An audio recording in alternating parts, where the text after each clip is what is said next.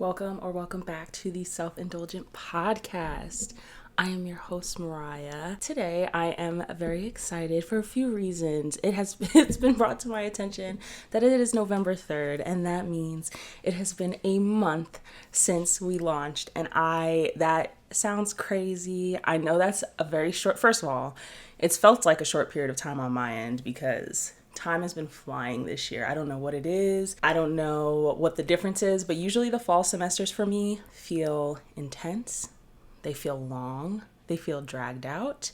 And I end class in a few weeks. So that sounds crazy. I've made it. There's been no tears. That's also a win. And we're here. So we're doing good. We're doing good. And happy 1 month birthday to Self-Indulgent. We also today, on our 1 month, that's how it was actually brought to my attention, hit 100 plays on Spotify and Apple together of all 5 episodes. So that was really cool to wake up to 100 plays and it being a month old. Great stuff, great stuff. Very happy, very excited. So today we are going to be talking about oversharing. I'm excited to talk about oversharing. I think oversharing is something that I struggle with. I've definitely gotten a lot better with over the last year. There's a lot of reasons why I think we overshare. There's a lot of ways that I think it comes about. I think that for some people, it's just how they respond to certain things. I think it can, for some people, it may feel protective, or there's a lot of reasons, and we're going to get into those reasons why I think we overshare. So what is oversharing? What do I mean when I'm talking about oversharing? I'm talking about, honestly, what feels like giving too much of yourself in situations and conversations with people. It's so easy to do, and we don't even realize we're doing it sometimes. Oversharing can look like saying something and immediately knowing that maybe I shouldn't have said that, or regretting that I said that, or like, okay, maybe I didn't want this person to know this about me. And then there's times where we may not even realize we're oversharing and we don't have that instant regret. You realize later on, because it comes up in other ways with these people, wow, oh, you're holding that against me? Something I told you in confidence? Like, that might be, wow, maybe that was a time where I overshared, and like now I'm like it feels like I'm facing consequences for that, when it's just who we ended up saying it to, because you never really know how it's going to come back. That's part of oversharing, is when it's not necessarily with people who are safe. That is kind of what also makes it oversharing, is that you being friends with somebody for a super long time and being really close with them, you're less likely to overshare with them, right? Like, depending on the level of your relationship and how well you know each other, there are things that you will tell them that would definitely be oversharing with somebody else in a different context. I want to talk about what oversharing has looked like for me in adulthood. It's hard to tell, and it's easy to do as you get older, because it gets really hard to make friends as an adult. It feels very hard. Social media today, what COVID did, how do we meet people? How do we make friends? How do we connect with others? When growing up, we're in schools, right? And if you didn't move around a lot, you were with the same people over and over again in the same, structure, same day to day. Even if you did move around a lot, if you were in a school year for the entire school year, you're in a pattern, you're in a routine, you're around these people for a full year. So you're kind of forced to make connections, right? There are going to be connections that are had. You're interacting with people. You're going to interact and connect with others. It may not be on a deep level. It may not be great connections, but it's going to happen because you're in this enclosed space. Now we're off on our own, and it gets very hard. How do you do that as an adult? When we do it when we're younger, we haven't lived a whole life, right? We're still learning about ourselves. And so we're learning about ourselves together. When you're an adult and there's so much about you already, it's kind of like, what do I say? What do I give? How do I show up? What part of myself do I introduce to this person, right? Because we all have like all these parts of ourselves. How do we connect? How do we engage? What is my authentic self for that person, like to bring to the table, right? What's appropriate, what's not appropriate. It's all these things. It's hard the older you get to make those connections, because it's how do you do that? How do you show up? I think that is one of the ways that we may be ending up oversharing. We are giving more than we need to, I think. We're making it deeper than maybe it needs to be. And oftentimes it is in efforts to connect. It's in efforts to kind of, okay, like this is who I am, right? And then it ends up, it's okay to take things slow. It feels like there's a rush. Another reason I think we tend to overshare now is because social media has played a really big role in oversharing. We see a lot of things online. People are just giving it away, and it makes us feel closer to them. People we see online that are just saying everything, and we know a lot about them. We know things that maybe we shouldn't know or don't need to know. It's like that's what people are doing, and they're connecting with each other online. So it feels like, oh, this is how we connect. Like, we need to talk about all the things about ourselves. So it can create a false sense of intimacy, a false sense of connection, right? How many people do we see online who say like they have to kind of check their audience, like, okay, but you guys don't really know me. You think you know me, but you don't know me, and you guys, we're taking a little too far. Like, now comments are getting a little inappropriate. DMs are getting a little inappropriate. Like, at the end of the day, I'm still a person. You are not in my personal life. And that can be really confusing. And I can see how maybe their followers might feel funny because it's like, okay, but I know that your daddy left you when you were younger. You've been in rehab and you hate life. Like, so it's confusing, but it's like, oh, actually there's more to the person than just that. And that can be really hard. That can be hard to understand because, wow, you already gave us all this information. So now there feels like there's this connection that there isn't necessarily true. That isn't full. It isn't a well-rounded connection. It isn't an equal connection at that point. And that kind of brings me to trauma bonding. There can be situations where it's more than just one person oversharing. I think sometimes in the past when I've thought of oversharing, like I'm so hyper aware of myself that I'm forgetting that other people can also be oversharing. Like, it's not just one person in a group oversharing. Like, there's often times where it's multiple people in a group oversharing and going off of each other. And then that can lead to trauma bonding. What can happen is that when you're oversharing with others, it can look like if say if the energy is good, because you can overshare with people who end up actually being close friends later on. It doesn't mean just because you overshared, it doesn't mean that the relationship is bad or there's it can't happen or you can't grow with these people or anything like that. It's just that if, everybody is oversharing in the beginning,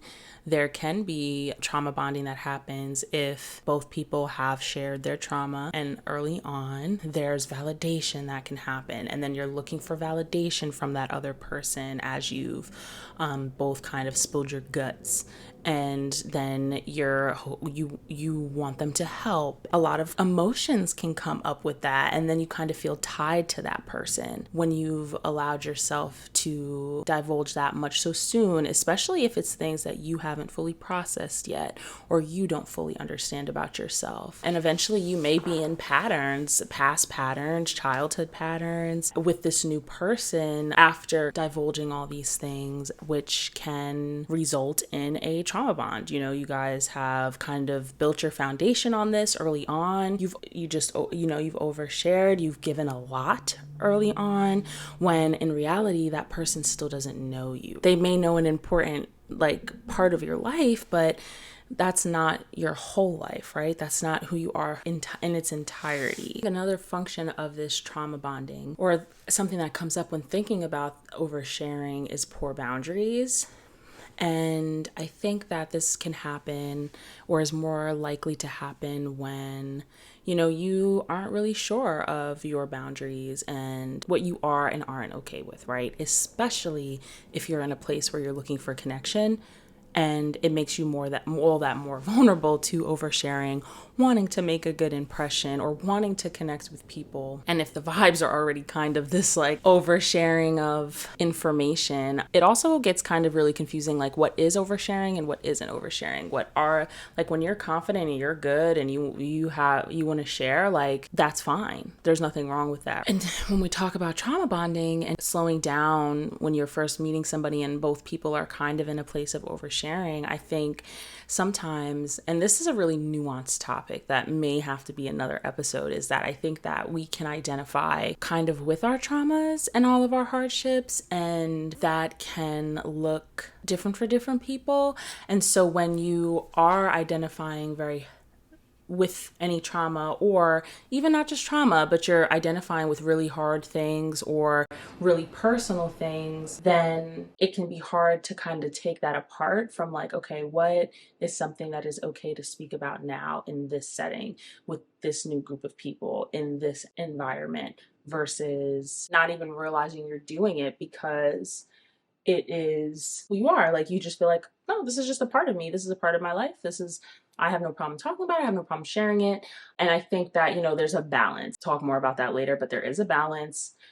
There are protective measures that can be taken. There's a time and place for everything, right? And that's why boundaries are so important. When you have you have trauma bonded, or you have overshared with people, and now they kind of feel like they know you, like I talked about before with social media, and it's poor boundaries, right? Because now it's like you've had this extreme access to myself that I haven't set any boundaries. I've kind of just left it all open and willy nilly. And now what can happen is people have this over entitlement.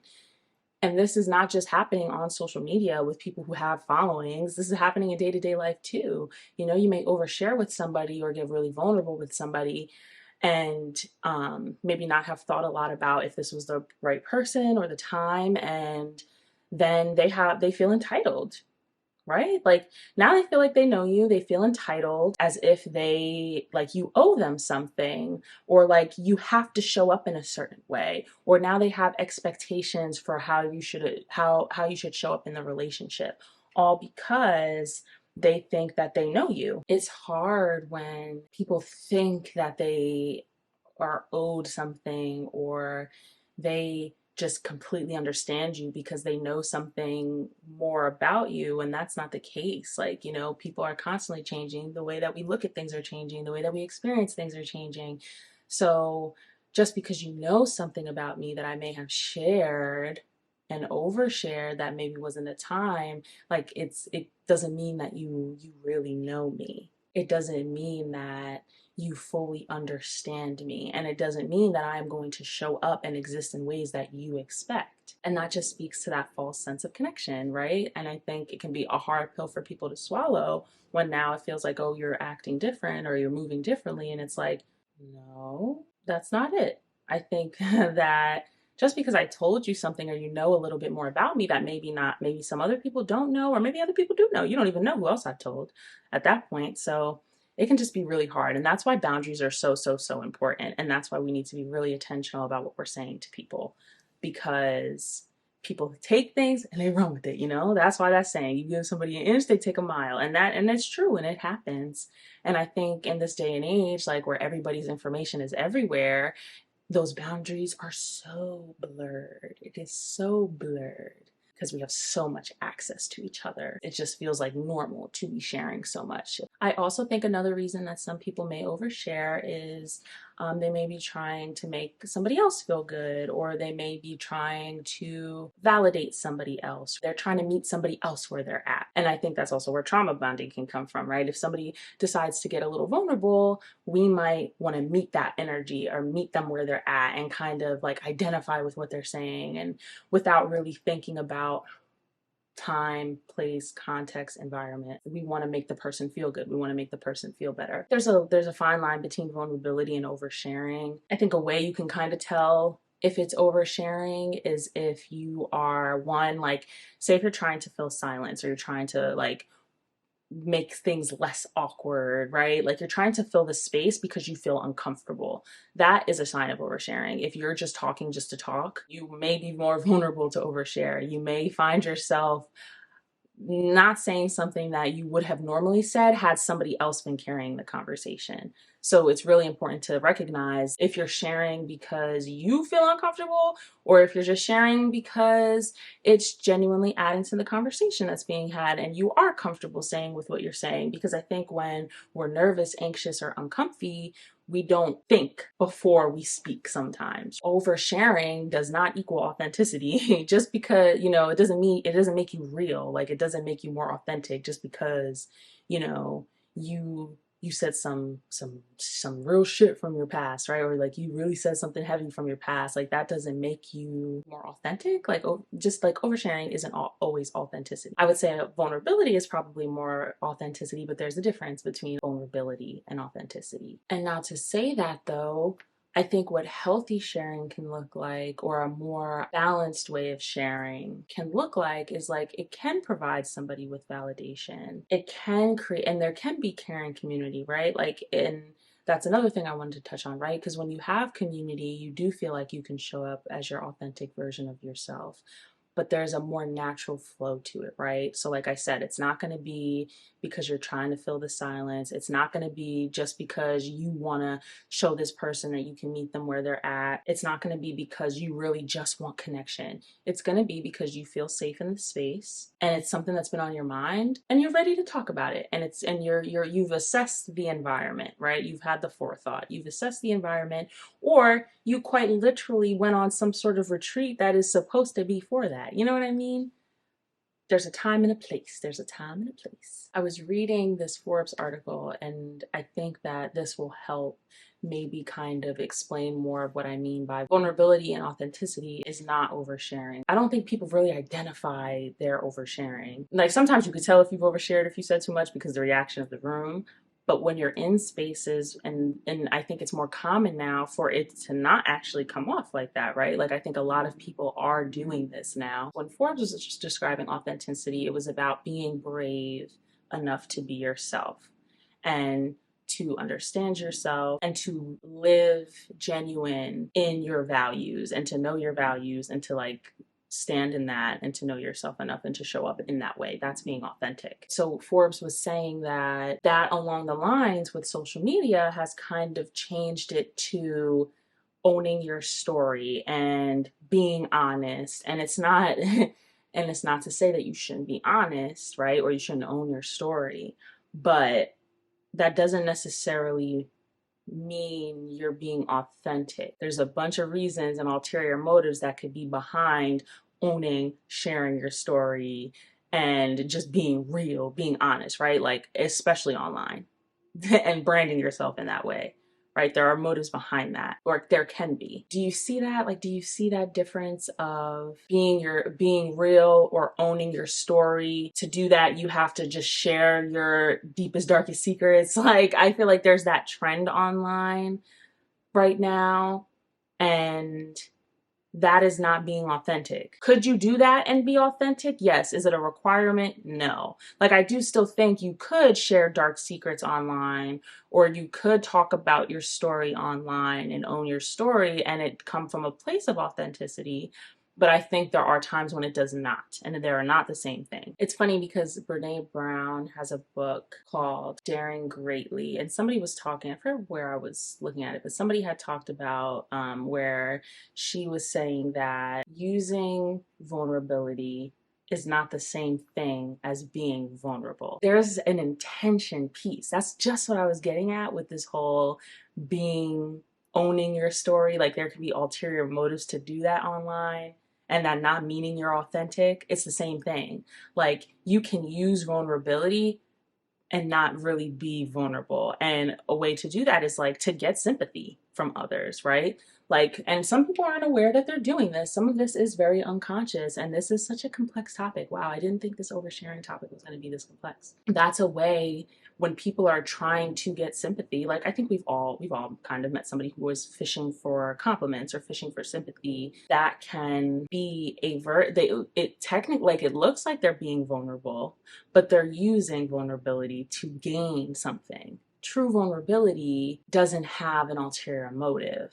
You're not looking for something. You're not necessarily looking to gain. Like, times where I've truly been vulnerable, I was not thinking about what was going to be on the other side of that, what was going to happen. I can think of 100 times where I've maybe overshared because I was excited and wanted to get to know people. I didn't set a boundary with myself beforehand, right? So I overshared in hopes for connection without necessarily being fully aware, right?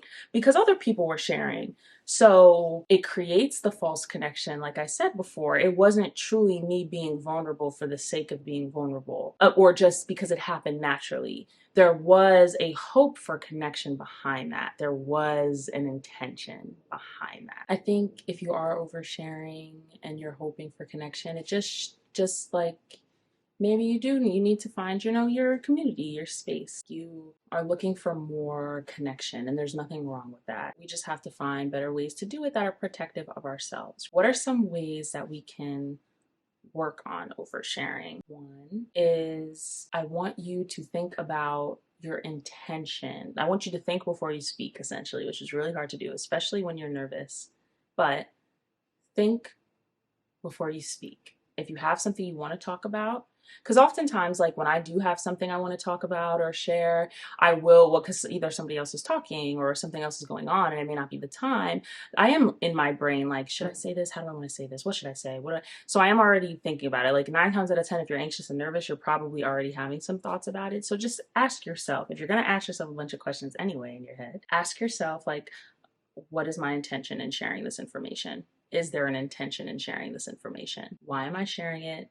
What am I hoping for? If it has to do with an external gain, then maybe it's not a great thing to share. Or if it's just to make somebody else feel better, maybe think about the relationship. If it's a new environment, it's not necessarily your job to share something personal because other people are sharing things that are super personal. Think about who you're about to share this information with. Is there somebody who is better suited for this information? Because if it is something that's sitting on you and you feel like you do need to let it out or you want to let it out, I think you should ask yourself first if there's somebody who's better suited to receive this information, who's closer to me, who can provide a safe space for me, right? Because you don't always know what the reaction is going to be, right? And you don't want to harm yourself, just like you don't want to harm others. You also don't know what other people have been through. So when you are in new environments and you are oversharing, you have to think about it, because you don't know what others have been through. And what something you say might be triggering, And obviously you can't always worry about what other people are thinking. But there's a time and place. You just got to find your time and your place. You got to think a lot about your environments. Another way to work on oversharing is to practice active listening skills. If sometimes what happens is when we get nervous and we're talking a lot, then we overshare, right? Like, because we're nervous and then we're just rambling. We're not even realizing what's coming out of our mouth. It's a great time to practice your active listening skills. And it's also a great time to practice your ability to sit in silence, which is hard. It is hard. It is hard to sit in silence. I still have clients now that it can be a little uncomfy when it gets silent, but it's also okay if it's silent, right? You don't know what will come from the silence, what might come up, what thoughts might come up. It doesn't have to be super painful, but I also definitely understand why it feels painful. So that's just something that you could work on, active listening and sitting in silence a little bit longer and seeing what somebody else may have to say. And if you know that you do have this problem, what you could do is, if you know you're going to be in an environment with new people, you can prepare some questions for yourself to ask if you get in a moment where it's kind of like more silent, or you're getting nervous and you don't want to just start divulging a bunch of things. I think that you can come to the event, one, because it'll allow you to create questions that are appropriate for said event, right? So you can think about the space, the environment, like I said, and it will allow you to come up with appropriate questions when you're kind of outside of the space, reflecting on what type of space it is before you get kind of caught up in the moment. And I think that's a really great way, because then you can still engage with others and maybe start to build a connection without giving too much. And so you'll still look like you care, like you're engaged. You might still vibe with the person. You may have some responses to some of the things that they say. And I think that's really great. It kind of takes the pressure off you as well. You should really explore, if you don't already know where it comes from, you should really kind of get to know yourself in that way and really explore what kind of triggers your oversharing, what causes you to want to do it. So like for me, I really wanted connection. I wanted to make friends. You know, I didn't want to get left out or left behind. So I would kind of, when there was a moment to fill up the space, I filled up the space. You know what I mean? So those were some of the reasons, and I was anxious. Like that is what triggered my oversharing. That is what caused my oversharing. I also think something else that's really important to think about when you're thinking about oversharing. Like for me, I knew for a fact I had an issue with oversharing. Say if you see somebody that you know, right? Like you're talking to them, and I think if you can halt yourself, right, to stop yourself from filling the space, right? Because you're trying to fill the space because you don't want it to be awkward, you want to make sure it's a pleasant interaction, and you're trying to fill the space. If that's something you're constantly doing, like if you're constantly trying to fill the space and you're constantly the engager and you're constantly holding conversations with people, you're probably somebody who has overshared in the past, right? So if you can get in the habit of pausing when you are catching up with somebody and you're kind of just like, somebody who may not be like your bestie, right? And you kind of say, hey, how are you? How's it going? Right? And you stop yourself from divulging and you kind of just give a little bit, right? Just a little bit.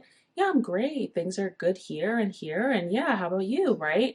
And they answer, right? And the conversation just kind of stops and they don't kind of carry the conversation. Then I think it's like, okay, well, I think that kind of can speak to that relationship. Like you have more information about that relationship where it's like, okay, so if I'm not sharing or I'm not carrying it, then this doesn't really go anywhere. And that can also kind of help you sift through the people you make time for in your life, the people who you're still building with. I think that's really important information to have. And that can kind of start to help you stop being, you know, you carrying all of the weight of things, right? Because people also kind of get used to that too. And it's not to say that other people don't want to, right? Because if you're taking up the space, then they don't have to. But if you start to kind of take a step back and just like allow things to happen organically, and something doesn't come from and nothing comes from it, then maybe that those people weren't for you, right? If you have to overshare or constantly fill the space for the relationship to continue, then maybe this actually isn't. Maybe it is time to, okay, move on from the relationship. Maybe this is where this relationship ends, right? You shouldn't have to overshare to create a relationship or to maintain one. My reflection prompts for you. One, can you think of a time in the past where you've overshared or maybe regretted saying something about yourself or telling somebody something? I want you to try to become aware and think more and explore more about why you did that in that moment. What was the motive behind it? How do you think you ended up in that situation? Really think more and be more aware about when you overshare or if you have overshared, or maybe even in situations where you maybe thought somebody else overshared and how that made you feel. So that is all I have for you guys today. Thank you so much for tuning in. Don't forget to like, comment, subscribe wherever you're watching this from. Download the episode. Please rate it on Spotify and Apple Podcasts. It really helps. It helps other people see this podcast who may need to hear it. It will recommend it to more people. So please leave a review, comment down below. What would you like to see next from me? What are some questions that you may have? I would love to hear and read them all. Thank you again for the support in this first month. 100 plays. I'm very happy and content with that. I really believe that this is going to find the people who need to find it, who may need to hear it, who need to receive the message. I'm very attuned with that. I do believe that, and I'm happy with that. So I appreciate all of the support, and I will see you guys next week. Have a blessed and intentional week.